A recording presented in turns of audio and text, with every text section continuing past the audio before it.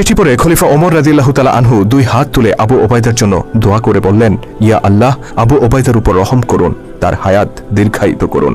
অতঃপর তিনি নিজের সন্তানের কাছে গিয়ে বললেন, আমি মুসলিমদের খলিফা, এ কথা সত্য, কিন্তু আমি তো রাষ্ট্রীয় সম্পদের মালিক নই, সকল সম্পদের মালিক সাধারণ মানুষ।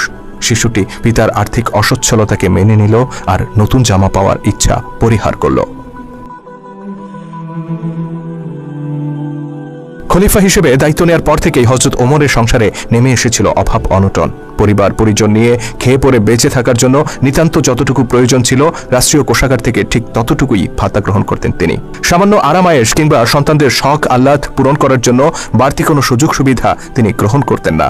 একবার হযরত আলী রাদিয়াল্লাহু তাআলা আনহু, ওসমান রাদিয়াল্লাহু তাআলা আনহু ও তালহা রাদিয়াল্লাহু তাআলা আনহু পরামর্শ করলেন যে খলিফার এই মাসোহারা যথেষ্ট নয়, তাকে বাইতুল মাল থেকে আরো কিছু অর্থ বাড়িয়ে দেওয়া উচিত।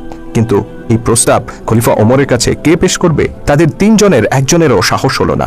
অবশেষে ওমর রাদিয়াল্লাহু তাআলা আনহুর কন্যা ও রাসূল সাল্লাল্লাহু আলাইহি সাল্লামের স্ত্রী হাফসা রাদিয়াল্লাহু তাআলা আনহার কাছে গিয়ে তারা তাকে এই প্রস্তাব উত্থাপনের অনুরোধ করেন।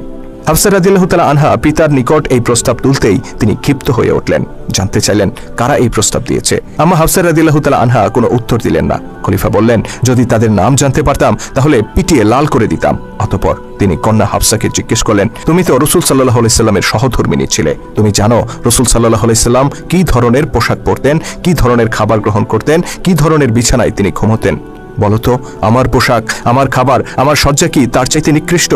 হাফসা রাদিয়াল্লাহু তাআলা আনহা বললেন, না, নিকৃষ্ট নয়। খলিফা বললেন, তবে যারা এই প্রস্তাব পাঠিয়েছে তাদেরকে বলো, আমাদের নবী জীবনের যে আদর্শ স্থাপন করে গেছেন তা থেকে এক চুল পরিমাণও আমি বিচ্যুত হব না।